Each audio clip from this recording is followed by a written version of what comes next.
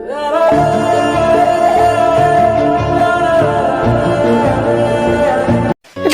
Class শেষ করে Jisu আর Jimin হুট করে সিদ্ধান্ত নেয় জীবন বাড়ি যাবে। অনেকদিন হয় ওই বাড়ি যাওয়া হয় না। সেই 3 মাস আগে একবার গিয়েছিল। জিসু অবশ্য তে হারিয়ে যাওয়ার পর 2 থেকে একবারের বেশি ওই বাড়ি যায়নি। আজ যেহেতু জিমিন বলছে যেতে, তাই রাজি হয়েছে। আর তাছাড়া বিশেষ কোনো এক কথা বলার আছে নামজুনের সাথে। কলিং বেল বাজানোর সাথে সাথেই দরজা খুলে দেয়। জিমিনকে দেখে সার্ভেন্টটি মুখে হাসি রেখে বলল, আপনি এসেছেন ম্যাম? কতদিন পর আপনি এখানে আসলেন? বাড়িটা একদম ফাঁকা হয়ে গেছে। লোকটার কথায় জিমিন মৃদু শব্দে হেসে ভেতরে এসে বলল, বাবা কখন আসবে? আসলে বড় সাহেব একটু অসুস্থ, তাই আজ অফিসে যায়নি। জিমিনের মুখটা সাথে সাথে মলিন হয়ে যায়। বলতে লাগলো, কি হয়েছে বাবার? আমাকে কেন একটাবার কল করে জানায়নি? সার্ভেন্ট কোনো কথা বলল না। জিমিন এখানে আর দাঁড়িয়ে না থেকে উপরে নামজুনের রুমের দিকে পা বাড়ায়। সাথে জিসুও জিমিনের অনুসরণে কদম মিলায়। জিমিন রুমের সামনে গিয়ে দরজাতে নক করে ভেতরে চলে আসে। বাবা তুমি আমাকে। কথাটুকু শেষ করার আগে খেয়াল করে সুগা নামজুনের মাথায় টিপে দিচ্ছে। সুগাকে দেখে প্রথমে চুপসে গেলেও আবারও মুহূর্তখানিক পর সামনে গিয়ে অপর পাশে গিয়ে বসে বলতে লাগলো, বাবা আমাকে একটিবারের জন্য জানানোর দরকার মনে করেননি? এই বুঝে আপনি আমাকে মেয়ে ভাবেন? তবে কেন জানালেন না আমায়? নামজুন এতক্ষণ চোখ বন্ধ করেছিল। জিমিনের আওয়াজ পেয়ে চোখ খুলে মুখে হাসি রেখে বলল, তুমি কখন আসলে মা? আপনার কি হয়েছে? জ্বর হয়েছে? বলে কপালে হাত রাখতে যায়, কিন্তু চোখ যায় একজোড়া কাঠিন্যতায় ঘেরা দৃষ্টিতে। এমন করে তাকিয়ে আছে মনে হচ্ছে এখনই গিলে খেয়ে ফেলবে। জিমিন ভয়ে হাত নামিয়ে নেয়। জিমিনের অবস্থা বুঝে জিসু বলল, ভাইয়া আপনি এখন একটু রেস্ট নেন, আমরা আছি এখানে। আসতে কে বলেছে? এই বাড়িতে আসার ইচ্ছে হলে তুমি একাই আসতে জিসু। ওটাকে নিয়ে আসার মানে আছে? নামজুনের মনে হয় সুগার কথাটা পছন্দ হলো না। জিমিনেরও মুখখানা দেখার মতো হয়েছে। ভেতরটা মুচড়ে ওঠে।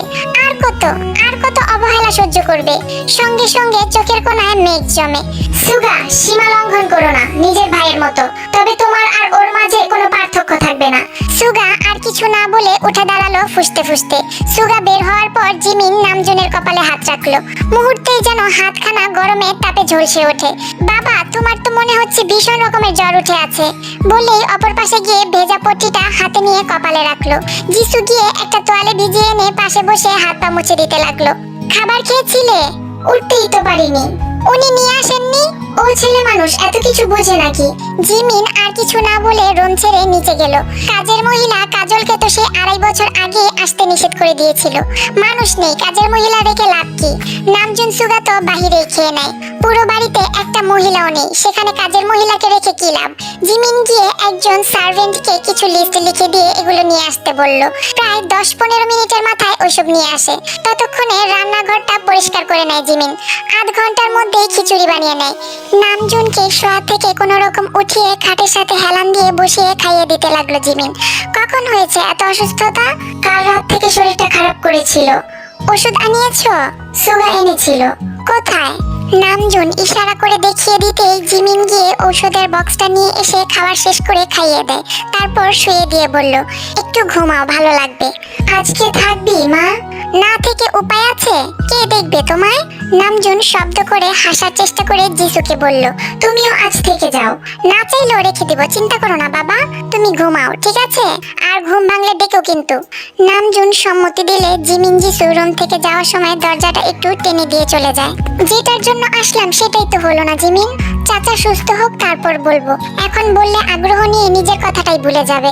তবে আমি চাচ্ছি আগে আমরাও শিওর হই যে আসলে ওই মেয়েটা এসকে কোম্পানির সিও নাকি অন্য কেউ। কেন জানি বারবার মনটা বলছে ঠিক তের মতো দেখতে।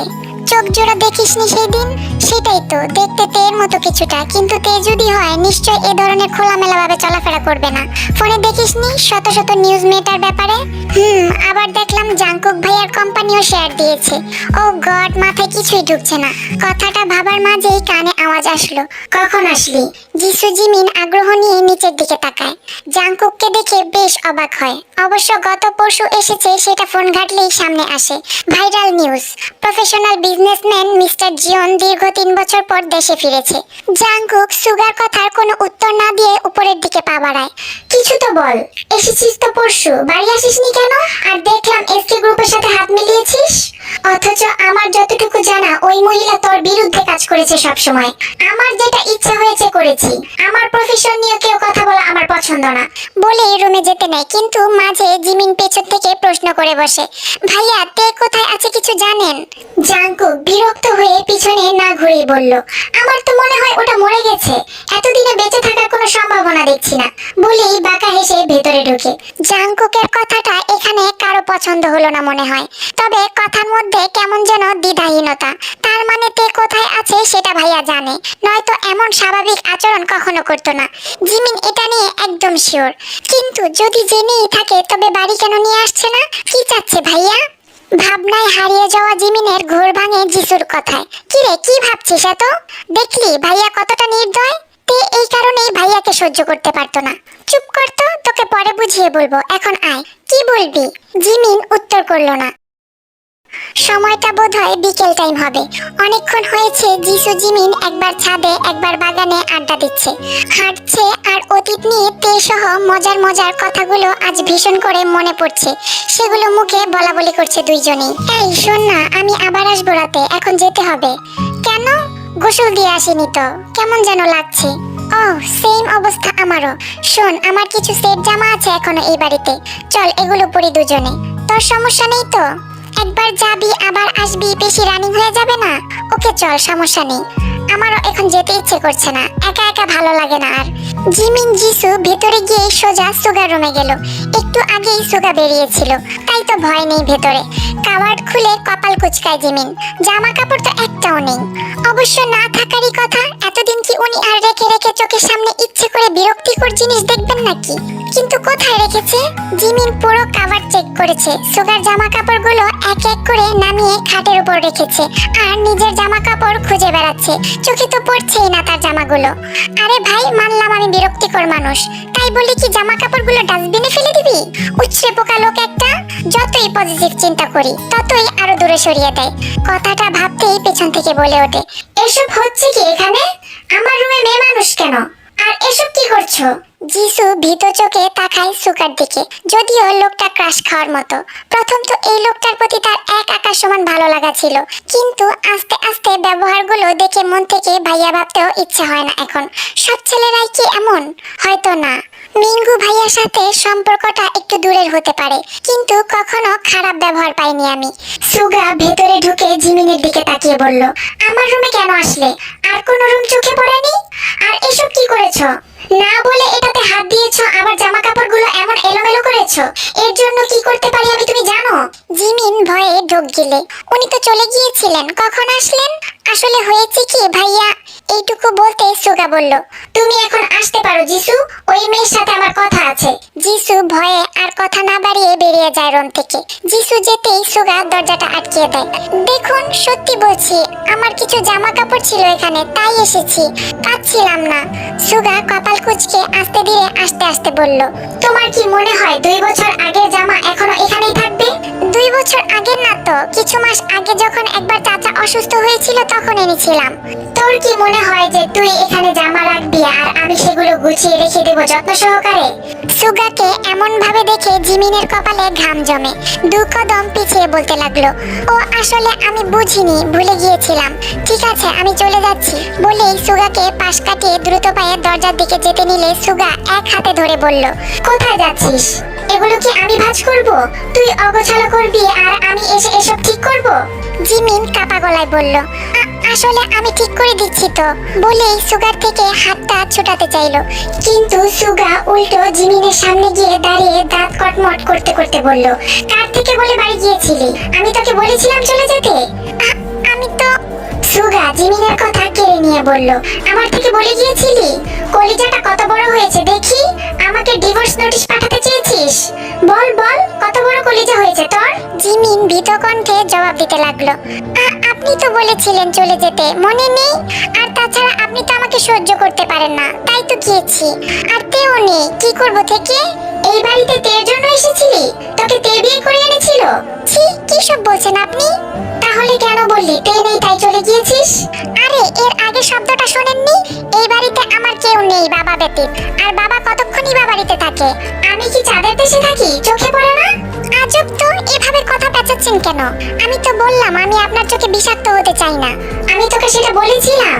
আবারও কিন্তু উল্টো কথা শুনিয়ে যাচ্ছেন। হাত ছাড়ুন। এগুলো গুছিয়ে চলে যাব, আর আসবো না আপনার রুমে। ও তা আর কার বেডরুমে যাওয়ার ইচ্ছে আছে? আপনি কিন্তু খুব বাজেভাবে কথা বলে যাচ্ছেন তখন থেকে। যখন বাড়ি ছেড়ে গিয়েছিলি একবারও নিজেকে এই বাড়ির বউ মনে করেছিস? কখনো দেখেছিস বাড়ি থেকে বউরা এমন করে হাজবেন্ড থেকে না বলে বাপের বাড়ি চলে যায়? জিমিন নিরুত্তর হয়ে সুগার দিকে চোখে চোখ রাখে। এভাবে তাকিয়ে আছিস কেন? ভুল কিছু বলেছি? একটু বকা সহ্য করতে না পেরে চলে গেলি। মাথায় কিছু আছে আদৌ তোর?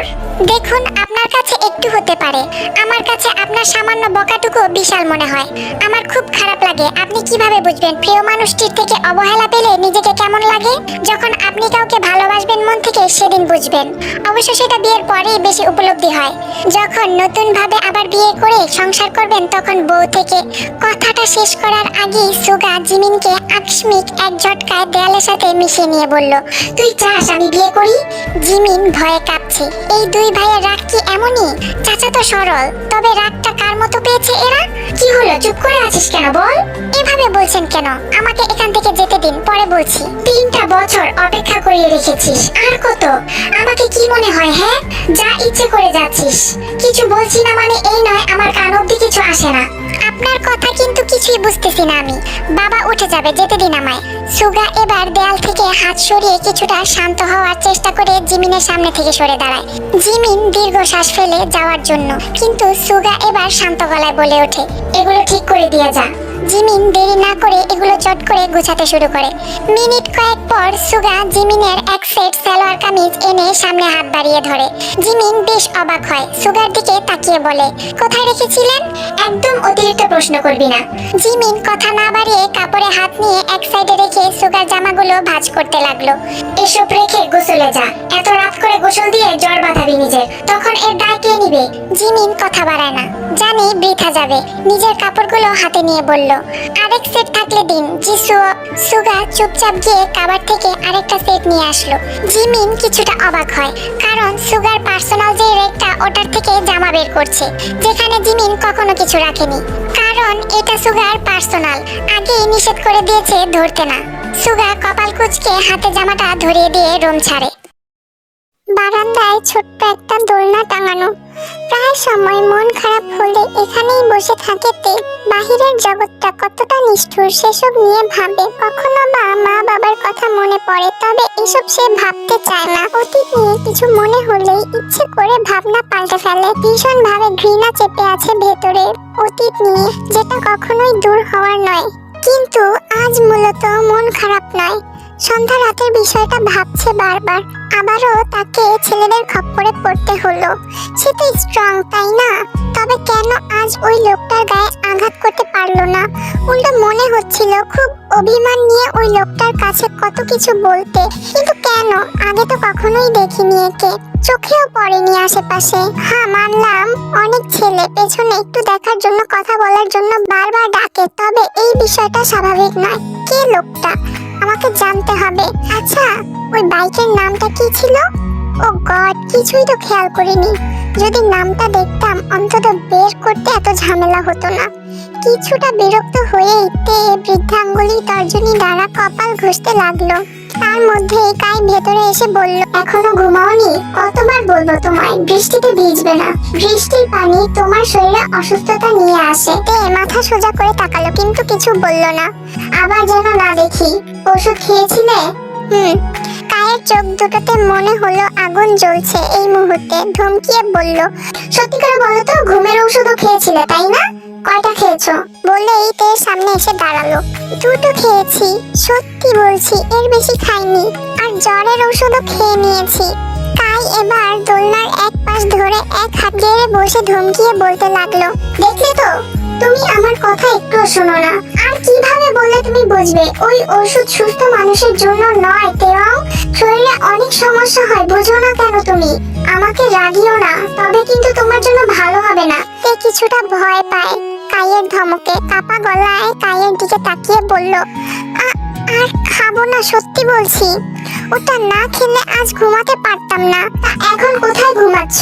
তেও আমি শান্ত আছি, শান্ত থাকতে চাই। তোমার সাথে আমার মেজাজ দেখাতে চাই না। তোমাকে আঘাত করতে আমার খুব কষ্ট হবে। ভালোভাবে বলছি, নিজের ক্ষতি করে আমাকে চেঞ্জ হতে বাধ্য করো না। বিষয়টা ভালো হবে না কারোর জন্য। তে ভয় কাঁপছে। তাইকে সাধারণত ভয় পায় না তে, তবে মাঝে মাঝে কেমন যেন খুব ভয় করে এমন রূপটা দেখলে। পুরুষ মানুষ রাগলে কি কি করতে পারে সেটা তার চেয়ে ভালো কেউ জানে না। তের এই কম্পিত শরীর দেখে কায়ের রাগটা নিমেষেই শেষ হয়ে যায়। উঠে দাঁড়িয়ে নিজেকে শান্ত করে বলল, দেখো তেরং, আমি সরি। কতবার নিষেধ করেছি ওটা খেতে, কেন বারবার নিয়ে আসো এটা? আর কখনো যেন এমন না হয়, বুঝেছো? ভেতরে যাও আর ঘুমিয়ে পড়ো, আমাকেও যেতে হবে, অনেক রাত হয়েছে। ওকে বলে উঠে দাঁড়িয়ে সোজা রুমে গিয়ে কম্বলটা শরীরে টেনে শুয়ে পড়ল তে। কাই মৃদু হেসে যাওয়ার সময় দরজাটা লক করে দিয়ে যায়। মাঝ রাতে আকস্মিক শরীরে কারো উষ্ণ ছোঁয়া অনুভব হতেই তে ঘুম ঘুম চোখে বিড়বিড় করে বলল, কেউ কি এখানে আছে? উত্তর আসলো, তুমি স্বপ্ন দেখছো, ঘুমিয়ে যাও। তে ঠোঁটে হাসি ফুটিয়ে আবারও ঘুমের দেশে চলে গেল। উষ্ণতা পেয়ে তে ঘুমের ঘোরেই একদম বুকের মধ্যে গুজে একদম লেপটে মিশে যায়। তের কাছে বিষয়টা উষ্ণ তোলার তুলতুলে কম্বল মনে হলো। জাংকুক যেন দীর্ঘদিন পর এমন শান্তি পাচ্ছে। সবটা দিয়ে একদম তেকে নিজের সাথে মিশিয়ে জড়িয়ে নিয়ে চুলে বিলি কেটে দিতে লাগলো। কতটা মিস করেছে এই মেয়েকে এতটা বছর, কিন্তু ভুলের শাস্তি তো পেতেই হবে। দ্বিতীয়বার যেন এমন করার চিন্তা মাথায় না আসে। আমি জানি তে, খুব ঘৃণা আমায় নিয়ে তোমার ভেতরে। আমি কি করব বলো? তোমায় কেন ছুবে অন্য কেউ? সেদিন রাতে তোমার শরীরের প্রতিটা স্থান জানান দিচ্ছিল অন্য কারো স্পর্শ লেগে আছে। কিভাবে ঠিক থাকি বলো? তাই তো নিজের স্পর্শ এঁকে দিলাম পুরো শরীরে, যেন কখনো অন্য কিছু করার আগে আমার কথা মাথায় আসে। কিন্তু তুমি তো উল্টো কাজ করলে। যেখানে রাগ অভিমানটা আমার সাথে দেখানোর কথা ছিল, সেখানে তুমি সবকিছু ফেলে খুশিটা এই কায়ের সাথে ভাগ করে নিলে। এটার শাস্তিটা তোমাকে পেতেই হবে তে। কি ভেবেছো সবকিছু মেনে নিয়েছি? It's not right. ঠিক সময় প্রত্যেকটা মানুষকে নিজের জায়গা কোথায় সবকিছু জানিয়ে দেব, আর তোমাকেও বুঝিয়ে দেব আমি ছাড়া তোমার কোনো অস্তিত্ব নেই। তোমার সবকিছুই হবে আমিতে। সেখানে তুমি যতবার অন্য কারোতে নিজের জায়গা খুঁজতে যাবে, ততবারই তোমার সীমাবদ্ধতা কোথায় সেটা দেখিয়ে যাব। ইচ্ছে করে কেন শাস্তিগুলো নিজেই বাড়িয়ে নাও, আবার আমাকেই দোষী বানাও? সকালের ঘুমটা ভাঙে ঠিক দ্বীপ প্রহরের মাঝামাঝি সময়ে। রোদের তাপে শরীরে হালকা ঘাম জমায়, ঘুমটা হালকা হয়। পাশ থেকে কাই বলে উঠল, মহারানীর ঘুম ভেঙেছে তাহলে? আজকে অফিসে যাব না প্লিজ। আজ ফ্রাইডে তেয়ং। আরেকটু ঘুমাই তাহলে? তোমার ইচ্ছা, তবে এখন 1:30টার উপরে বাজে, চাইলে সন্ধ্যা পর্যন্ত ঘুমাতে পারো। তে হকচকিয়ে লাফিয়ে উঠে বসে বলল, হোয়াট? এতটা সময় ঘুমিয়েছি? নিজেই দেখো ঘড়িতে। তে পাশের অ্যালার্ম ঘড়িতে একবার চোখ রেখে বলে, আজ অ্যালার্ম কেন বাজলো না? ঘুমের জন্য শুনতে পাওনি হয়তো। অ্যালার্ম বাজলে অবশ্যই আমি শুনতাম। আগেও তো অনেকবার খেয়েছি ঘুমের ট্যাবলেট। সেটা আমি কি জানি, হয়তো অ্যালার্ম অ্যাড করতেই ভুলে গেছো। আমার স্পষ্ট মনে আছে, আমি লাইট অফ করার আগেই অ্যাড করেছি, ট্রাস্ট মি। আচ্ছা মানলাম, এখন যাও ফ্রেশ হয়ে আসো। কিন্তু অ্যালার্মের হয়তো ভূত এসেছিল বলে হালকা শব্দে কাই হাসলো। কাই জানতো হয়তো অ্যালার্ম বেজেছে, ঘুমের ঘোরে টের পায়নি, তাই কথা বাড়ায়নি বিষয়টা নিয়ে। কাই সেই কখন থেকে দাঁড়িয়ে দাঁড়িয়ে মুগ্ধ হয়ে দেখছে তে রেডি হচ্ছে। তে হাতের ঘড়িটা পরে নিল। আজ কোথাও বেরোবে? বিশেষ কোনো কাজে নয়। রেডি হচ্ছে যে? একটু নদীর তীরে যাব। তাছাড়াও আমার কিছু কাজ আছে। ওই লোকটা কে ছিল? বৃষ্টি স্নাত সন্ধ্যায় আমাকে তো জানতেই হবে। ওই ছেলেকে জেলে না দেওয়া অবধি আমার শান্তি নেই। মেয়েদের সাথে অসভ্যতামির ফল কি হতে পারে এটা জানা দরকার গোটা পৃথিবীর। মনে মনে বলল তে, আমি আসবো। প্রয়োজন নেই, তবে ওখানে আপনার কাজ থাকলে আমার আপত্তি নেই। ঠিক আছে, একাই যাও, তবে সাবধানে থেকো। বৃষ্টি আসলে যদি আজকেও ভিজো তবে কিন্তু। ঠিক আছে, ভিজবো না আজ বলে তে শার্টের হাতা ফোল্ড করতে করতে বেরিয়ে গেল। কাই মুচকি হাসে। সবকিছুতেই তোমাকে এত ভালো লাগে কেন বলতে পারবে? নিজে নিজেই ভেবে হাসলো কাই। নামজুন অনেকটাই সুস্থ হয়েছেন। জিমিন কাল থেকে যা যত্ন নিয়ে যাচ্ছে, সুস্থ না হয়ে উপায় আছে? তবে হাঁটতে গেলে মনে হয় যেন মাথাটা এক্ষুনি ঘুরিয়ে পড়ে যাব। চোখেও ঘোলাটে দেখে। এই বুঝি ডক্টরের কাছে গেলে চশমাটা ধরিয়ে দেবে, যেটা খুব অস্বস্তিকর মনে হয়। সেটা ভেবেই আজ অব্দি চোখে ডক্টরের কাছে যায়নি নামজুন। জিসু জিমিন মিলে পুরো বাড়িটা সারাদিন লাগিয়ে সুন্দরভাবে গুছিয়ে গেছে, কিন্তু আকস্মিক এই মুহূর্তে কতগুলো লোক বাড়ির ভেতরে ঢুকে গেল। জিমিন আশ্চর্য হয়ে একজন সার্ভেন্টকে জিজ্ঞেস করে লোকগুলো কারা, কি করতে এসেছে, সাথে এত এত ফুল কেন, কেউ আসবে? কিন্তু এমন কেউ তো নেই যে তাকে আসলে এমন ফুল দিয়ে বরণ করতে হবে। সার্ভেন্ট একটু আস্তে করে বলল, আসলে জাঙ্কুক স্যার এগুলো আনিয়েছে, বাড়িতে নাকি পার্টি আছে আজ। ভাইয়া বলেছে? না, লোকগুলো তো সেটাই বলল। জিমিন আর কিছু না বলে ওই লোকগুলোর কাছে গিয়ে বলল, কিসের পার্টি জানতে পারি? একটা লোক বলল, সেই সব তো জানি না ম্যাম, কিন্তু মিস্টার জিওন যেহেতু এসব করতে বলেছেন, নিশ্চয়ই বিশেষ কোনো অনুষ্ঠান আছেই।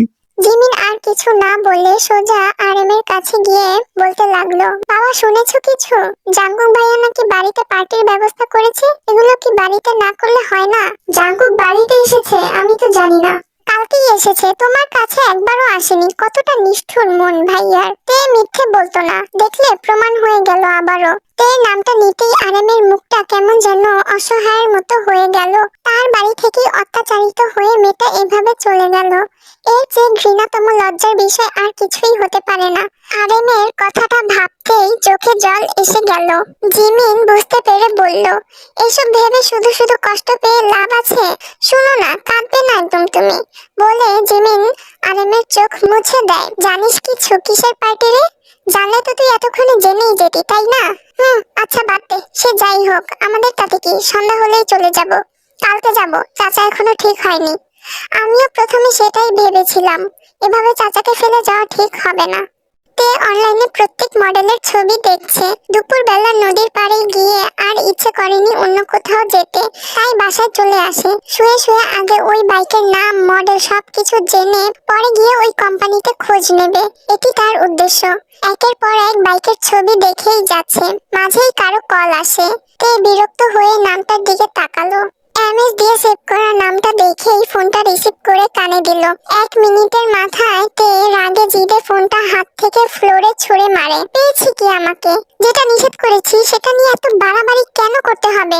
ওই লোকটার সামনে নেক্সট আর যাব না, কালকেই তো শুনিয়ে আসলাম, তবে আজ কেন আবারও? মেরে ফেলবো ওই মহিলাকে, একজনকেও ছাড়বো না। তের শরীর রাগের তোপে কাঁপছে, চুলগুলো 2 হাতে চেপে ধরে মাথা নুইয়ে চুল টেনে রাগ কমানোর চেষ্টা হয়তো।